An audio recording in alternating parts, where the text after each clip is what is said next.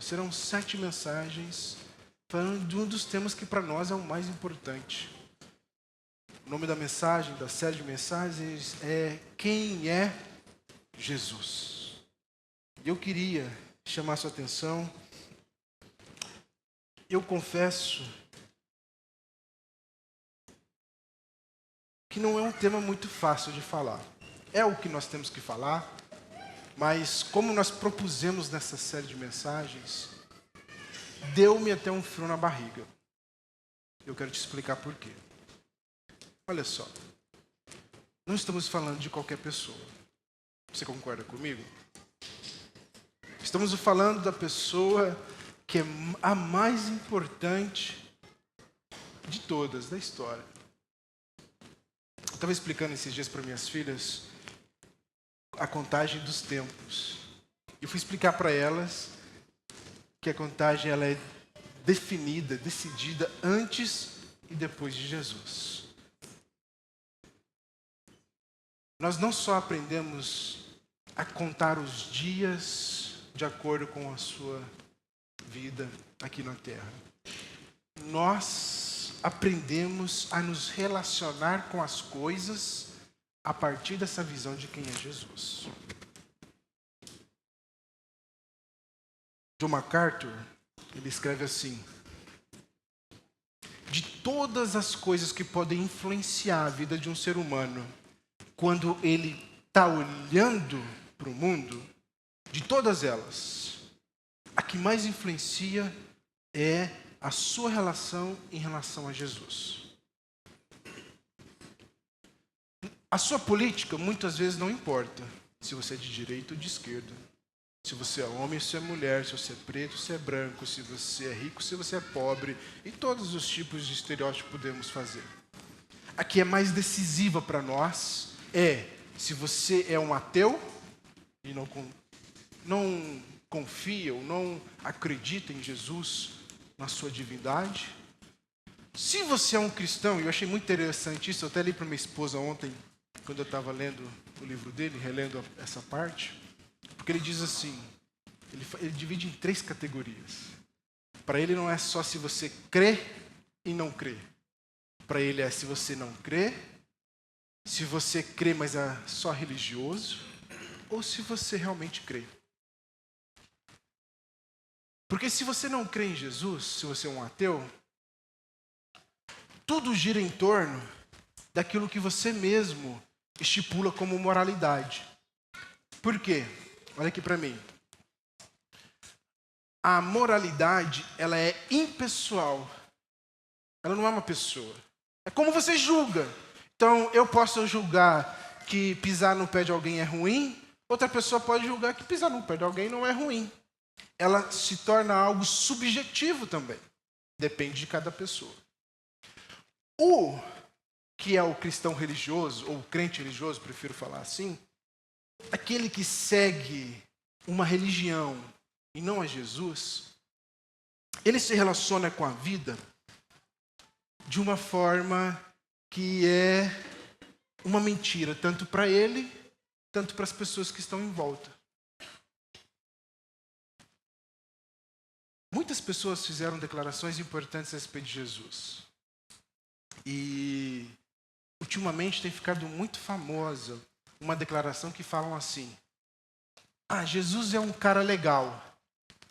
O que estraga são os seguidores. Já ouviram isso? Eu ouvi de 3 celebridades diferentes. Esses seguidores que estragam a imagem de Jesus, quem é? Os religiosos. Os que se enganam, que enganam a outros. Tem pessoas que não querem vir para a igreja por causa dos religiosos. Por causa das pessoas que não conhecem a Jesus ou não desenvolveram um relacionamento com ele. Há um terceiro tipo de pessoa, que é aquele tipo de pessoa que conhece a Jesus.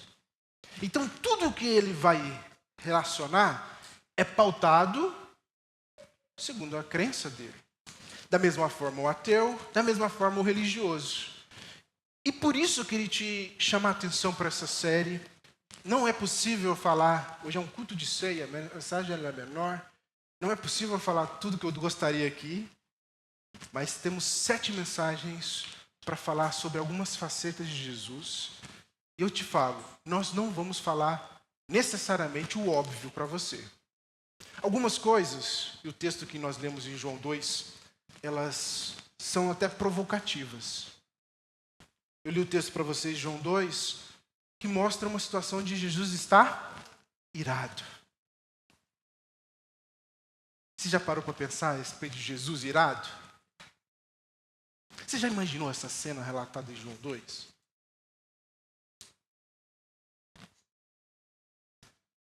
Sabe qual que é o problema quando nós falamos de Jesus?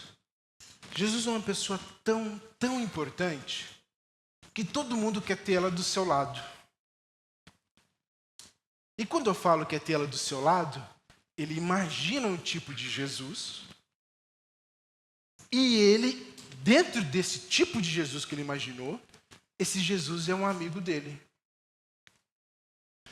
Tem muitos, eu não queria entrar em questão de política, mas olha só, tem muitos que acreditam, Jesus, ele é, se a pessoa é de esquerda, vai falar assim, Jesus, ele é um revolucionário.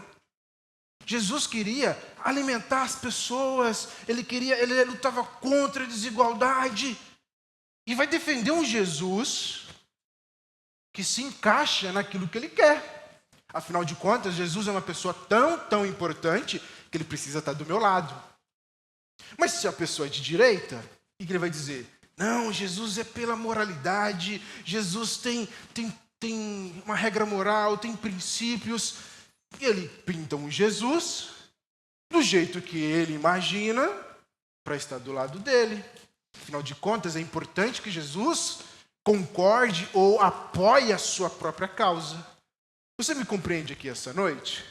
Muitas vezes, a imagem que nós temos de Jesus não é a imagem bíblica.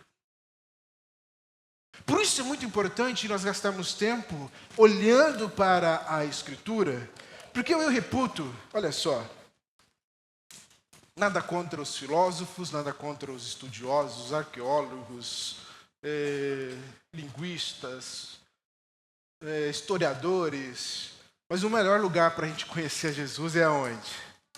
É a Bíblia. Não tem nenhum outro lugar onde você vai ter o melhor retrato de como é Jesus, senão olhando para os textos bíblicos.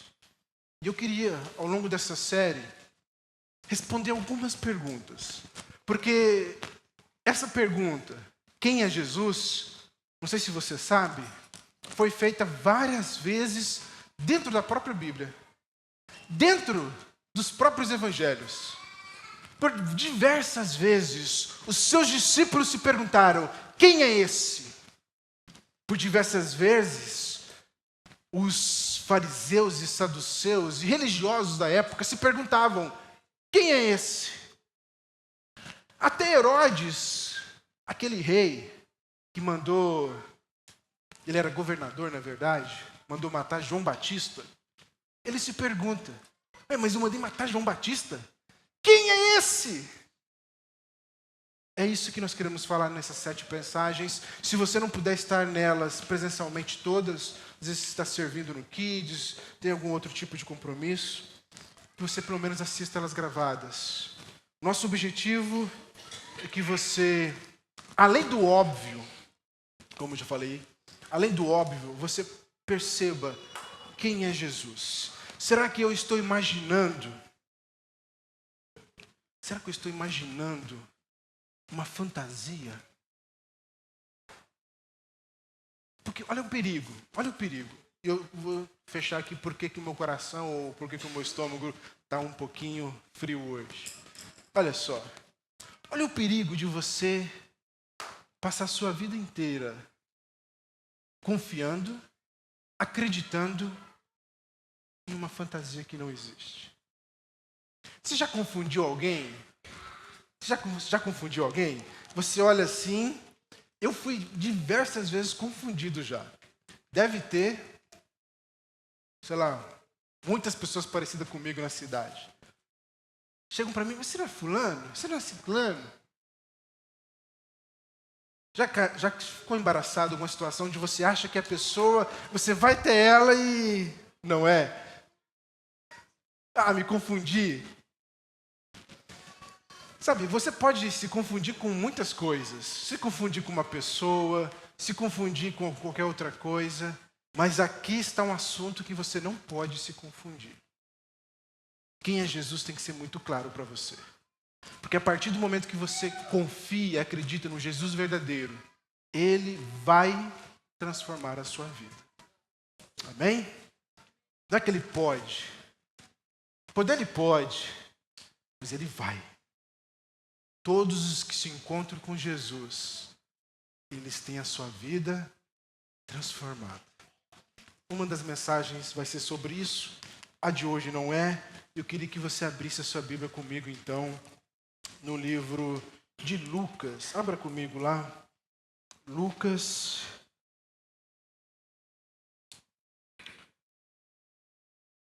Capítulo 5, verso de número 21. Eu te dou o contexto aqui, eu vou ler vários textos hoje. Sempre te dou o contexto rapidamente e nós olhamos para o texto. Te dou o contexto, olhamos para o texto.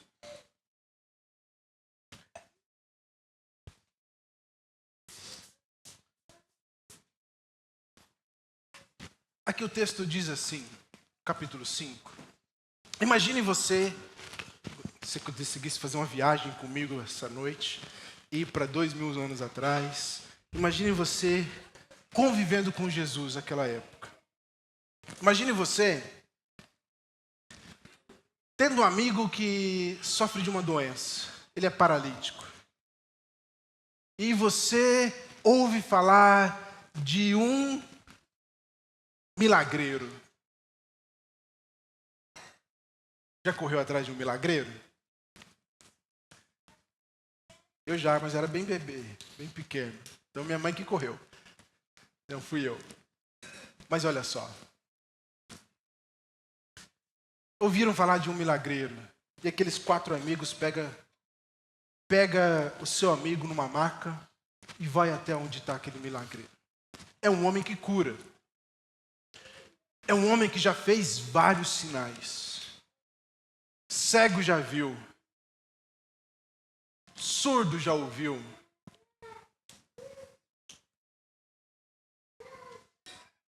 E o meu amigo está paralítico. Eu preciso fazer alguma coisa por ele. Aí eu pego o meu paralítico, meu amigo, e subo à casa onde ele está. Primeiro, chegando àquela casa, eu avisto uma multidão. Mas eu não desanimo, porque o que eu ouvi dele, escute-me bem, o que eu ouvi dele é algo impressionante. Vale a pena qualquer esforço. E aí então 4 pessoas pegam um amigo paralítico, sobem pelo telhado, destelham e começa a descer aquele amigo paralítico bem na frente de Jesus. A expectativa deles era qual? Eles já viram outros paralíticos serem libertos. E a palavra era: pega a tua cama, levanta e anda. Era essa a frase que eles esperavam. Aqueles 4 foram lá para ouvir isso de Jesus. Junta o teu leito, levanta e anda. Olha o que Jesus diz. Jesus diz, volta ao verso 21, vamos ver. Eu vou abrir aqui na minha. 20, perdão.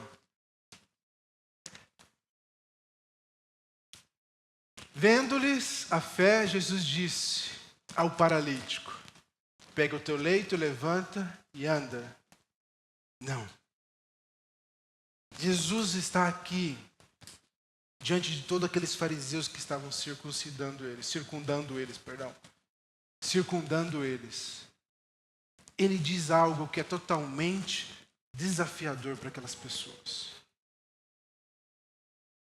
Não sei se você parou para perceber, mas Jesus, por muitas vezes, ele era sarcástico. Por muitas vezes, Jesus era irônico. E E por muitas vezes ele era provocador, no sentido de fazer as pessoas pensarem, no sentido de fazer as pessoas se verem no espelho. Jesus fazia isso. Se olha no espelho. Olhei para ele aqui e me lembrei de um texto que a gente gosta muito, que é o Jovem Rico. Ele faz o jovem rico se olhar no espelho.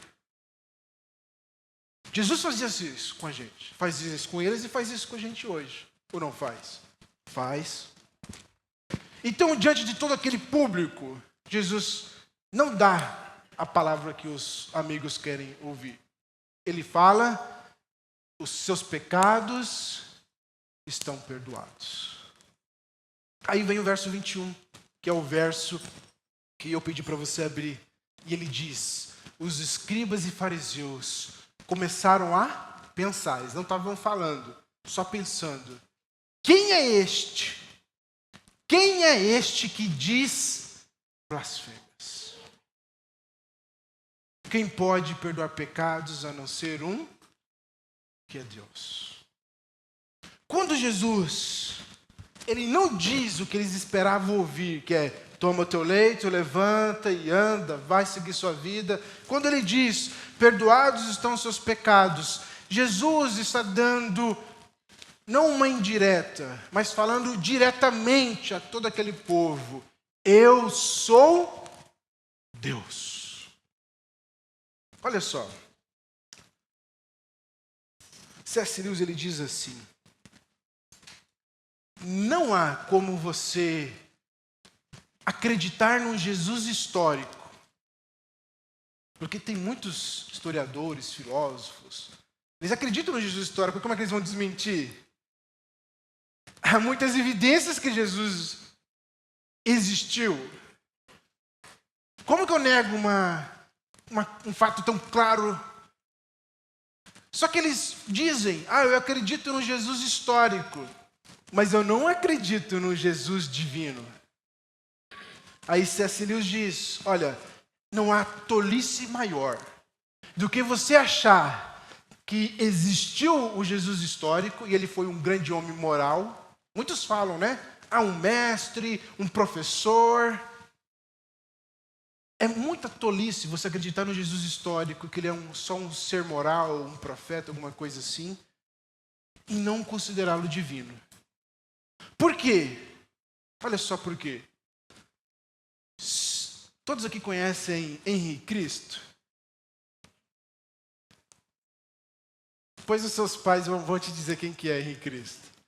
Olha só, Henri Cristo, ele é o quê? Se eu fosse colocar uma palavra para ele, um lunático, um doido.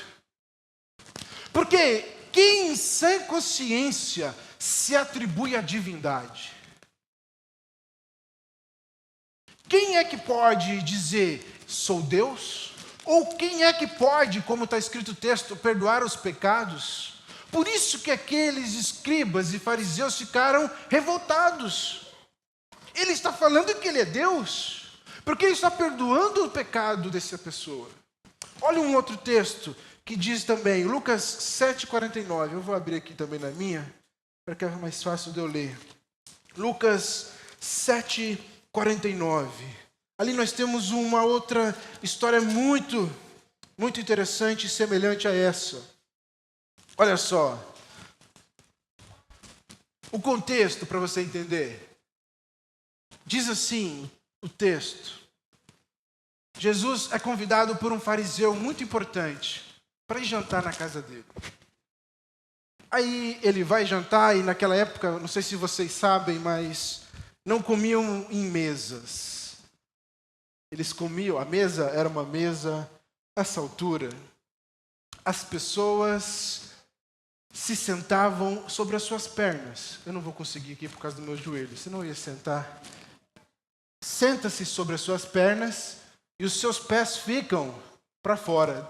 Então a mesa está aqui, os seus pés ficam para o lado mais distante da mesa. Por questão de higiene e outras coisas. Chega a mulher, vê os pés de Jesus, ele está sentado sobre as suas pernas comendo, e ela começa a chorar sobre os seus pés. começa a lavar os pés de Jesus com as suas lágrimas. E enxuga com os seus cabelos e limpa com um azeite perfumado. Aí os fariseus começam a pensar entre si. Se esse aí fosse Deus, ele saberia quem é que está lavando os seus pés. Ou quem é que está tocando os seus pés, para ser mais preciso com o texto. Aí, Jesus, vamos dizer assim, ele expõe a hipocrisia daquele fariseu. Eu sei muito bem quem é que está tocando os meus pés. E ele conta uma parábola ou uma história para Simão. Ele diz assim: um senhor tinha 2 devedores. Um lhe devia 500, outro lhe devia 50. Eles não tinham dinheiro para pagar. E aquele credor perdoa os 500 e perdoa os 50. E Jesus pergunta para o fariseu: quem você acha que vai amar mais o credor? Simão diz que teve uma dívida maior perdoada. Aí Jesus mostra para ele: olha só, Simão, eu entrei na sua casa, você não lavou meus pés. Eu entrei na sua casa, você não passou um óleo sobre minha cabeça. Desde que eu sentei aqui, essa mulher está lavando os meus pés com as suas lágrimas, enxugando com os cabelos. Aí ele termina o desafio para aquele fariseu dizendo para ela, acho que é o verso 48, puxa para mim. E 48, ele se vira para ela e diz: os seus pecados estão perdoados. Mais uma vez dizendo: eu sou Deus. A todo momento Jesus estava dizendo isso: eu sou Deus. Aí vem o verso 49. Acho que eu tinha que ter anotado o verso anterior sempre, né? O 49. Os que estavam com ele à mesa começaram a dizer entre si: quem é este? Quem é este? E essa pergunta, se você for procurar várias vezes, ela vai estar na Bíblia. Quem é este que perdoa pecados? Este é o nosso Deus. Amém? Este é o Deus Todo-Poderoso. Jesus dizia então claramente que era Deus. E se você olhar para os seus discípulos também dizem claramente que Jesus é Deus. Abra comigo João, capítulo 1, verso 1 a 5. Olha o que diz aqui a palavra do Senhor. João, deixa eu só fazer uma contextualização aqui. Os 3 primeiros evangelhos são escritos logo após a morte de Jesus, né? Mais próximo. O evangelho de João ele é escrito quase no ano 100, no 90, bem mais tarde. João tinha um propósito muito claro quando ele escreve o evangelho dele. É de alguma forma, complementar e mostrar quem era Jesus. Olha o que o discípulo de Jesus diz: no princípio era o Verbo, e o Verbo estava com Deus, e o Verbo era Deus. João está dizendo, Jesus é Deus.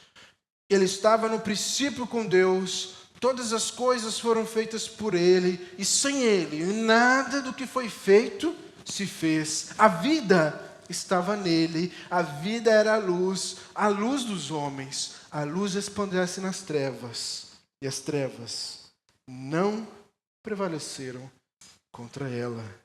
Então, o discípulo de Jesus está dizendo: eu estive com ele, e ele é Deus.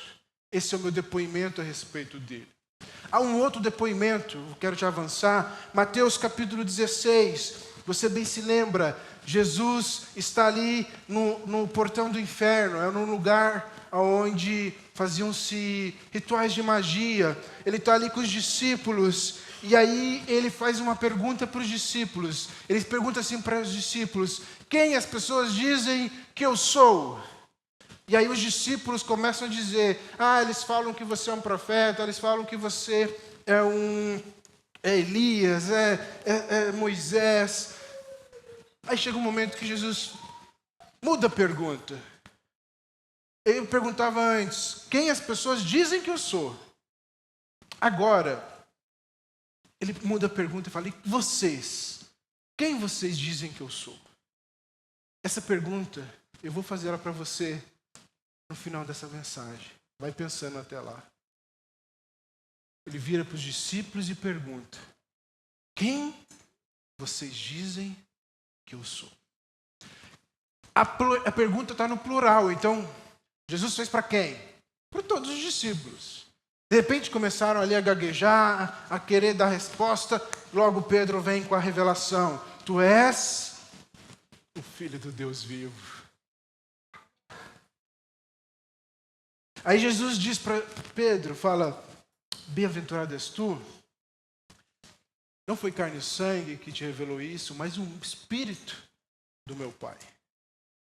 Então nós temos a declaração de João, dizendo que Jesus é Deus. Nós temos a declaração de Pedro, dizendo Jesus é Deus. E disseram isso por revelação. Pedro disse por revelação. De repente, olha só. De repente seja essa a imagem, ou a palavra, ou a revelação que você tem a respeito de Jesus. Assim como Pedro teve uma revelação do Espírito Santo, de repente essa hoje seja a sua posição. Ou não. De repente você só sabe, não, Jesus é Deus. Jesus é o Filho de Deus. E aqui eu queria começar a mensagem com você. Olha só. Diante da revelação que você tem hoje, que diferença isso fez na sua vida? Eu vou te dizer novamente. Diante da revelação que você tem hoje a respeito de Jesus, o que mudou na sua vida?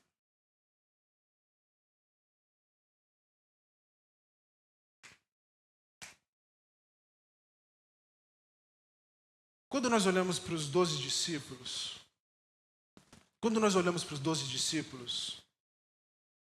eles estavam a todo momento ouvindo Jesus declarando a respeito de si mesmo, eu sou Deus. Eles tiveram revelação do Espírito Santo. Eu sou Deus. Eu disse que eu queria que você viajasse lá para trás. Imagine você, aquelas longas viagens que eles tinham, dormindo ao relento, com Jesus ao lado, olhando para o céu estrelado e se perguntando de repente, Ele é Deus. Você tem noção do que significava isso para eles? Você tem noção, quando Jesus diz uma palavra, follow me, siga-me. Quando ele diz, siga-me, o que os discípulos faziam? Imediatamente seguiam. Imediatamente eles seguiam. Quando os discípulos estavam prestes a serem mortos, há uma declaração de Pedro em Atos 3, que ele fala para um dos principais dos sacerdotes, ele diz assim, razoe você mesmo, eu vou obedecer a homens ou vou obedecer a Deus? Sabe, eles tinham uma convicção, eles tinham uma entrega irrestrita para com Jesus. Não basta essa noite você saber, Jesus é Deus. Há um outro texto que eu queria que você olhasse comigo, esses estão lá em Marcos. Abra comigo, Marcos, capítulo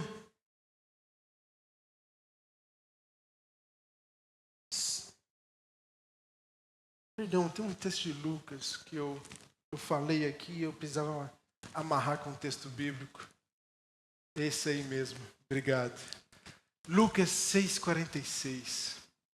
Olha o que Jesus diz. Ele está sendo rodeado por muitas pessoas que sabem que Ele é Deus. Está rodeado por muitas pessoas que sabem que a sabedoria dele não é uma sabedoria comum. Só que ele vira para essas pessoas e ele diz: por que vocês me chamam Senhor, Senhor, e não fazem o que eu mando? Olha só, saber que Jesus é Deus, se você sabe que Jesus é Deus, você está um passo muito além dos críticos, dos filósofos, dos estudiosos, mas não é suficiente.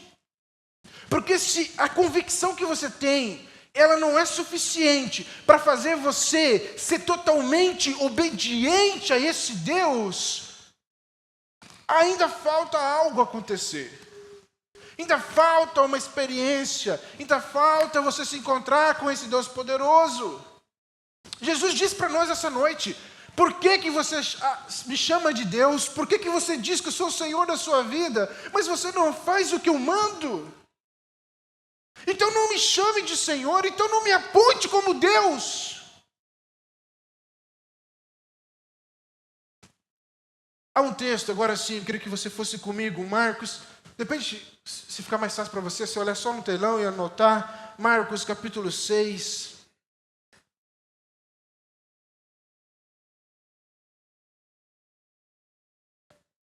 Do verso 1 ao 6. Olha o que acontece. Vou ter que resumir aqui, como diz o Marcelo, né? Vamos resumir, olha só. Jesus fazia muitos milagres. Inclusive, levavam pessoas doentes para ser curadas por Jesus. Aí Jesus, no seu tour, volta para onde ele nasceu, onde ele viveu, onde ele cresceu. E estando no meio onde ele cresceu, as pessoas olhavam para Jesus e ficavam incrédulas.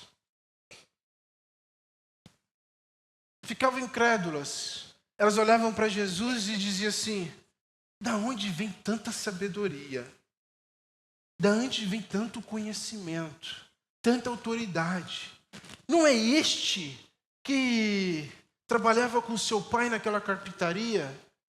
Não é este que estava entre nós, cresceu entre nós? E o texto termina dizendo, lá o verso 6 vai falar assim: e Jesus não fez, acho que não 6 não, os 4, né? Jesus não fez muitos milagres ali. Ele não fez muitos milagres, por quê? Porque eles não conheciam o verdadeiro Deus. Olha aqui para mim, igreja. Conhecer intelectualmente não é suficiente, eu queria te desafiar essa noite. Conhecer intelectualmente não é suficiente. Todos os familiares de Jesus, e eu tenho uma mensagem para pregar, de repente em 2027, só falando sobre o irmão de Jesus, a conversão do irmão de Jesus. Mas olha só, todos conheciam Jesus, todos tinham crescido com Jesus, e nenhum daqueles que mais tinham proximidade acessaram os milagres de Jesus. É o que estava escrito em Lucas 6,46. Por que me chamam Senhor, Senhor, e não fazem o que eu mando? E não me obedecem? Eu quero te mostrar essa noite que nós temos que avançar de um conhecimento intelectual. Porque afinal de contas, se Jesus realmente é Deus, uma postura diferente nós temos que ter para com Ele. Se tivéssemos falado de um mestre, se tivéssemos falado de um bom samaritano, de um bom professor, de alguém com bastante autoridade, tudo bem. Se falássemos, de repente, de, sei lá, imagina pessoas importantes da história, Newton, Pasteur, e outros grandes filósofos, cientistas, Tudo bem. Mas se estamos falando de Deus, há que ter uma disposição diferente no nosso coração. Ele não é só um mestre que me mostra qual o caminho. Como eu disse aqui esses dias, e depois usaram contra mim, não é só uma placa de sinalização, como as placas de trânsito. Não estão dizendo uma orientação. E eu queria que você lesse comigo Marcos, capítulo 4. Marcos 4, 41.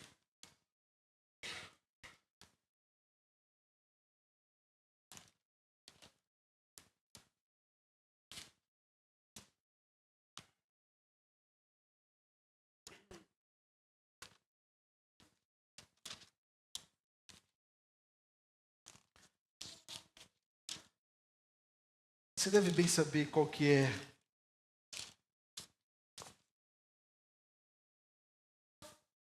o contexto aqui, mas eu vou te dizer novamente.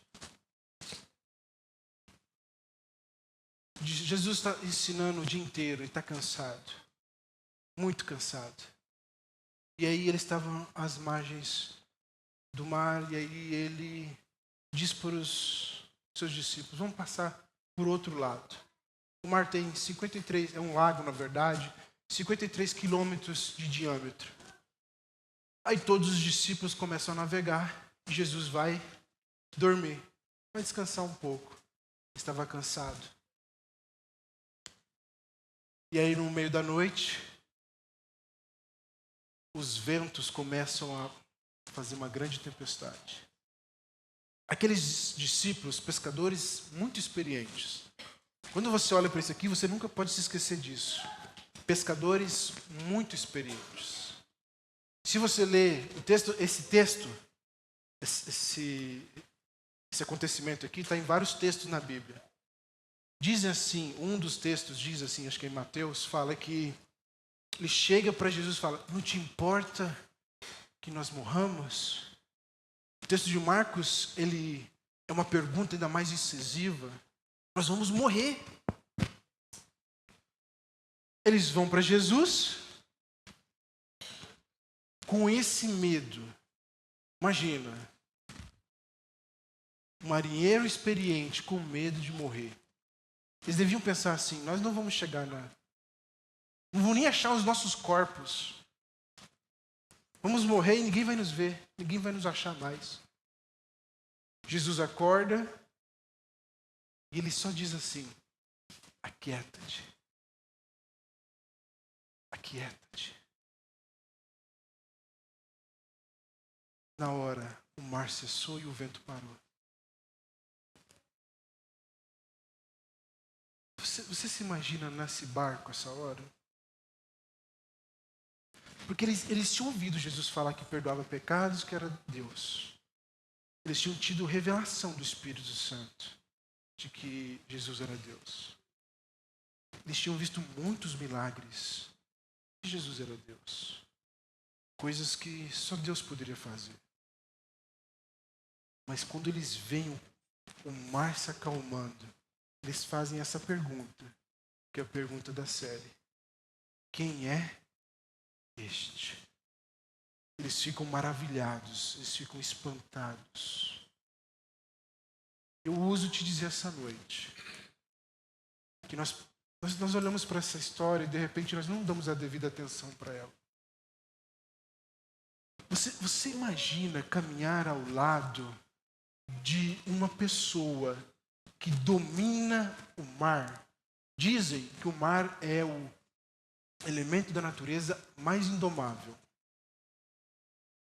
As águas é o que é mais indomável. Você está num barco com Jesus e em estalar de dedos, tudo se acalma. Sabe, uma das evidências de que o cristianismo é verdadeiro, deixa eu te falar aqui. Uma das evidências que o cristianismo é verdadeiro.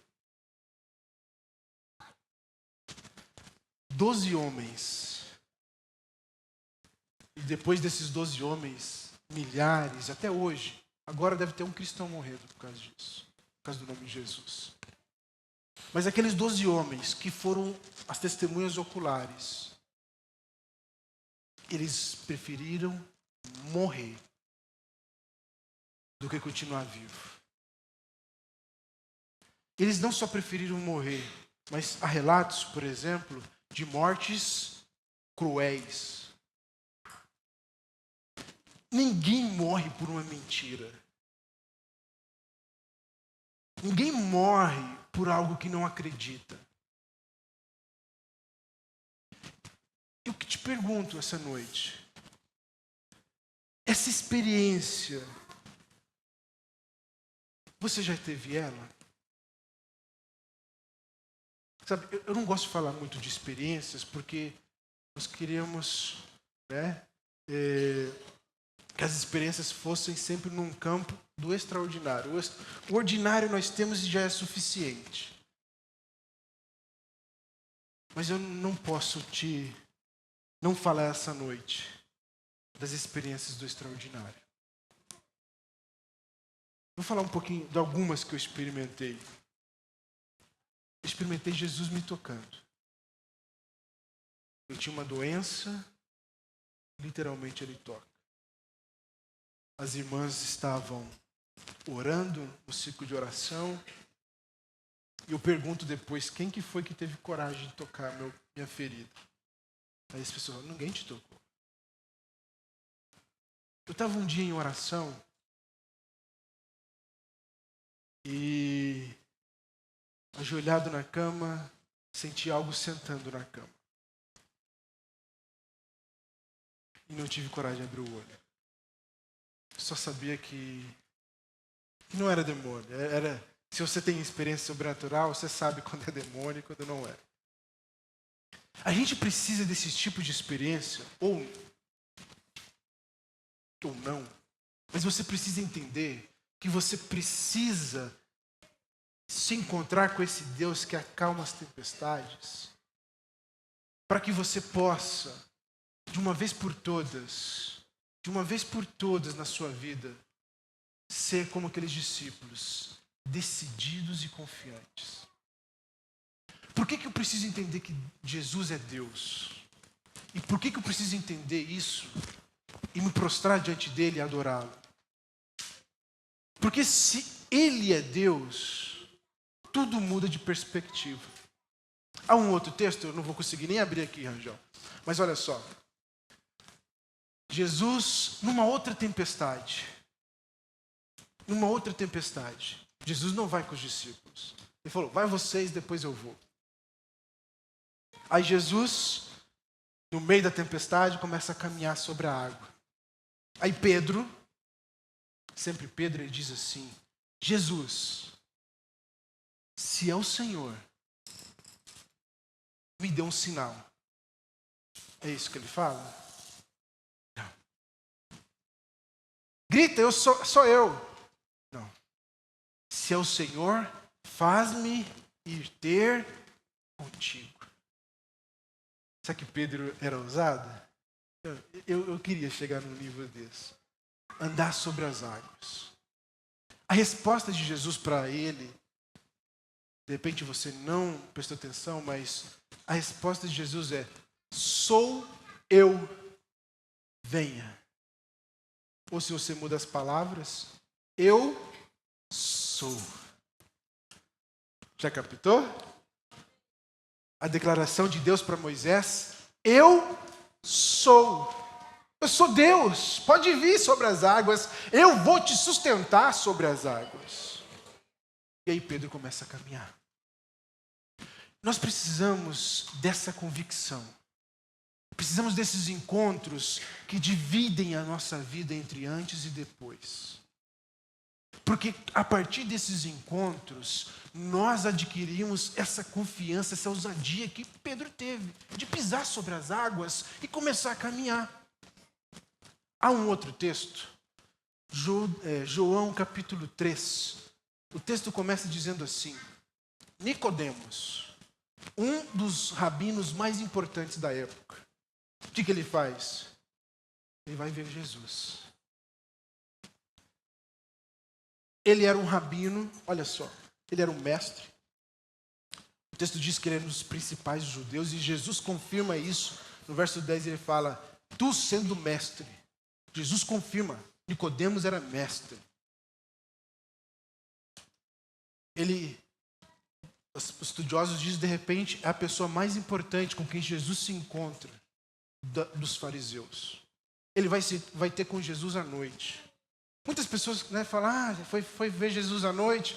Pode ser, não descartamos, que pode ser porque ele não queria ser visto com Jesus. Mas o mais plausível é que ele, sendo alguém muito importante, ele não pudesse ir ver Jesus durante o dia. Muitas pessoas estavam ao seu redor. Ele era alguém famoso, então ele vai à noite, escondido, para ter um momento a sós com Jesus. Nicodemos, sendo um mestre fariseu, vendo o que Jesus fazia, ele pensa consigo, eu não posso deixar isso passar. Eu tenho que ir lá ver quem é Jesus. Eu tenho que ir lá ver quem é esse homem. E ele chega para Jesus e a primeira coisa que ele diz, Rabi, as coisas que você tem feito só pode ser de alguém que foi enviado por Deus. Essa noite, você está na condição de Nicodemos. E seria muito, muito plausível que você investigasse a fundo, porque as coisas que são relatadas a respeito de Jesus merecem a sua atenção. Amém? Merecem a sua atenção, porque sendo Jesus Deus,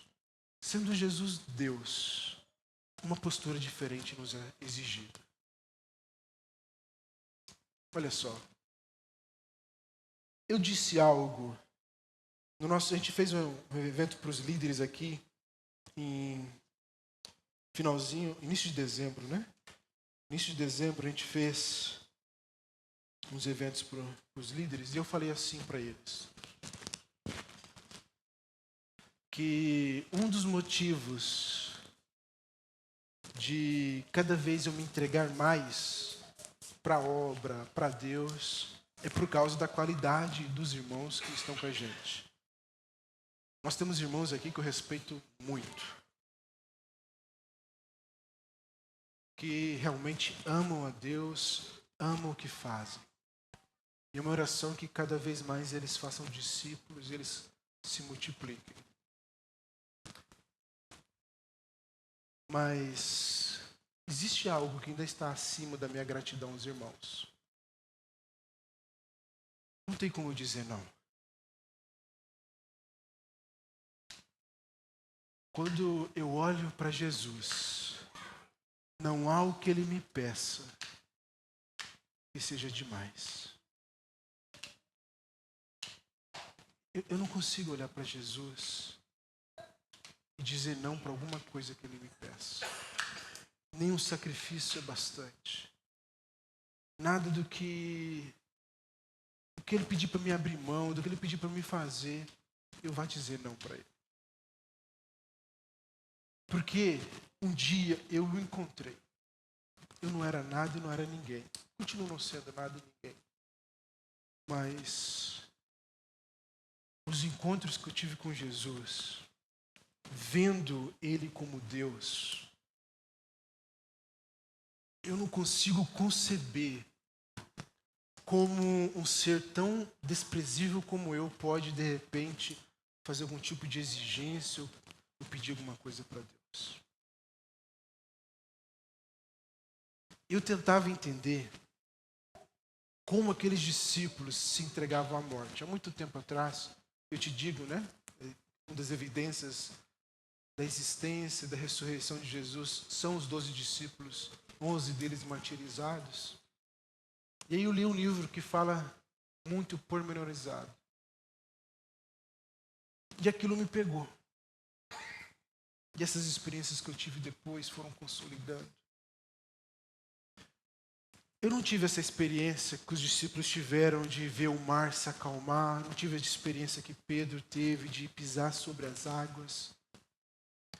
Mas as experiências que eu tive são suficientes para mim, para nunca dizer não para Deus.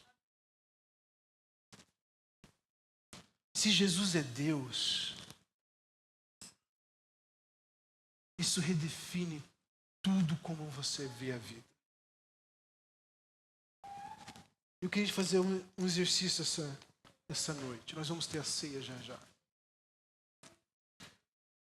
Muitas vezes Deus pede para você entregar, muitas vezes Deus pede para você continuar caminhando, muitas vezes Deus pede para você algo. O que eu quero dizer para você aqui essa noite é que você precisa ouvir a voz de Deus. E quando você olha para Jesus, não é um homem, não é uma figura, Ele é o Deus em pessoa. Colossenses diz assim, 2:9, Ele é a exata imagem de Deus. Pode pôr para mim, fazer favor? Colossenses 2. Nele habita corporalmente toda a plenitude da divindade. Toda a plenitude da divindade se acha em Jesus. Ele é exatamente Deus.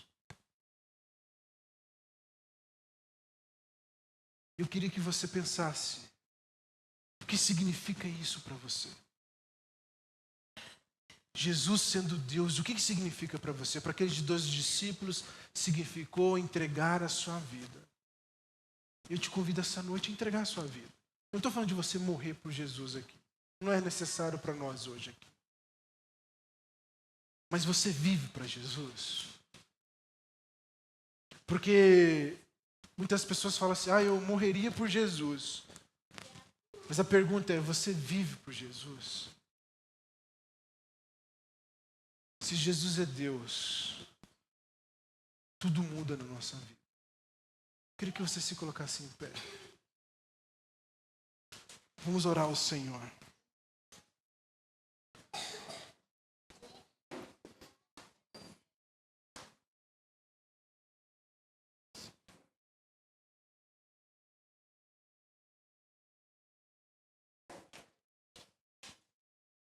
João termina o seu livro, capítulo 20, verso 31, ele diz assim: Estes, porém, foram registrados, se falando dos acontecimentos, das coisas que aconteceu, dos milagres. Estes, porém, foram registrados para que vocês creiam que Jesus é o Cristo, o Filho do Deus vivo, e para que, crendo, tenham vida em seu nome.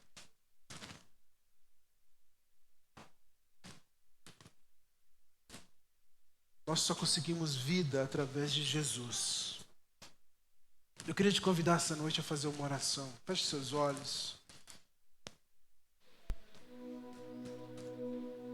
Não são todos que precisam de uma experiência sobrenatural. Se você ainda não teve essa experiência sobrenatural, não ache que isso é algo que você vai ter que perseguir para que você possa se entregar como os discípulos.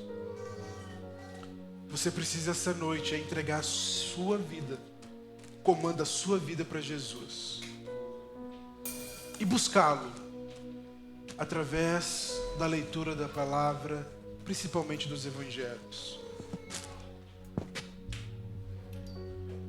Mas sabemos que essas experiências, elas são divisores de água nas nossas vidas.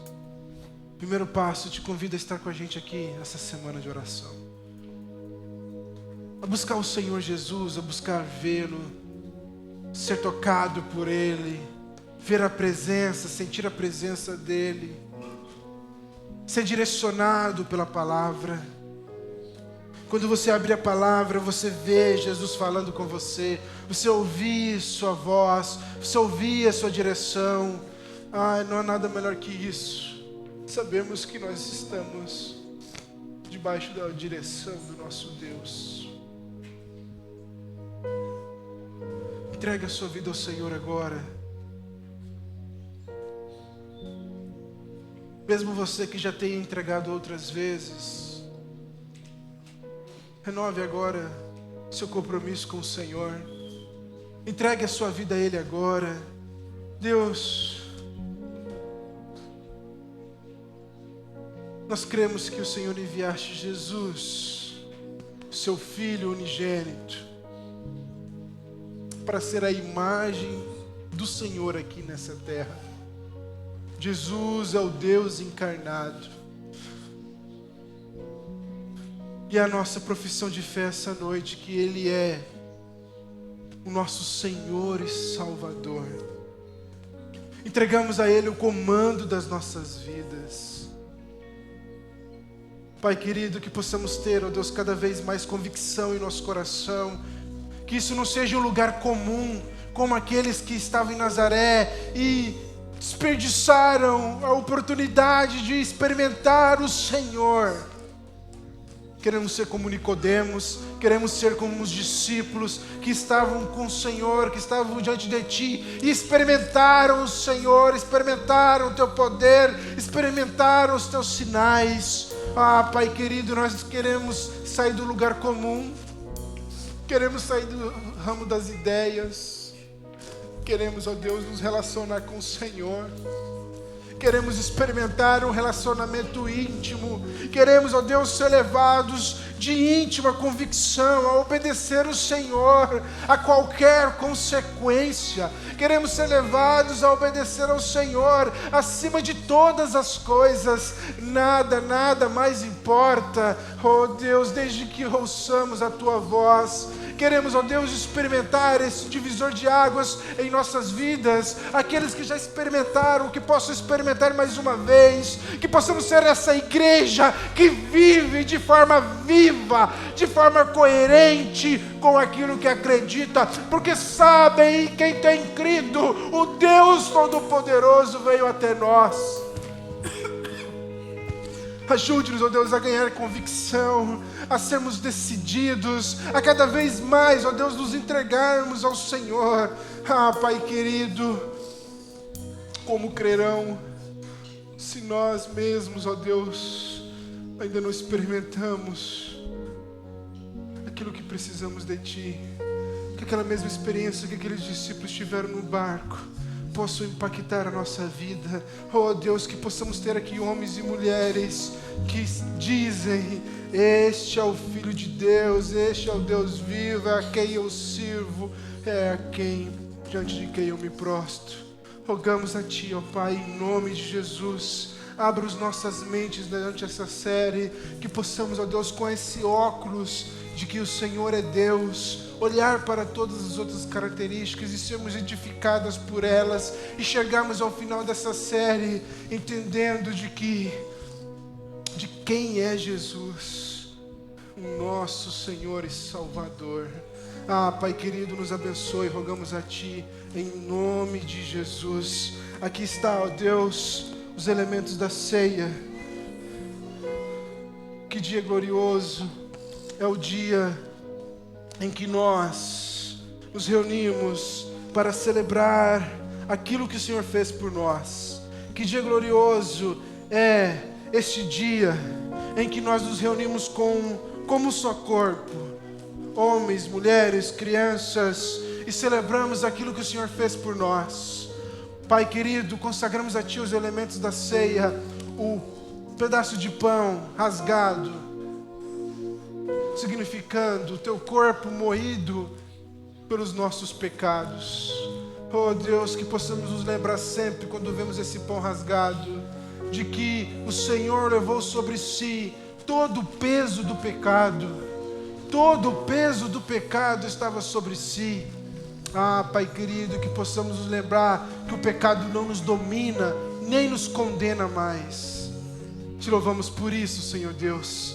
Te pedimos, livra-nos, ó Deus, livra-nos, ó Deus, do pecado, dá-nos essa consciência do que Ele faz na humanidade, que Ele faz em nós, que possamos cada vez mais perseguir a santidade, que olharmos ao suco da uva, nos lembremos do Teu sangue derramado por nós, para perdão dos nossos pecados, para o estabelecimento da nova aliança, aliança em Teu nome, que possamos nos lembrar, ó Deus, de que a salvação não é por um ato nosso, é por um ato exclusivo do Senhor. O Senhor morreu por nós, para que pudéssemos ser perdoados os nossos pecados e todo aquele, ó Pai, que o recebe, é feito filho de Deus. Oramos a Ti, ó Deus, e te agradecemos por este momento. Enquanto os irmãos vão servir os elementos da ceia, você pode cantar esse louvor, você pode fazer a sua oração.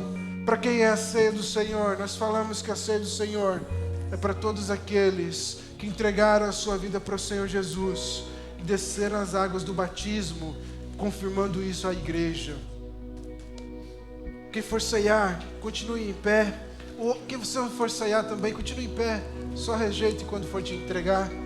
Que nós possamos, essa noite, celebrar como nunca celebramos ao nosso Deus.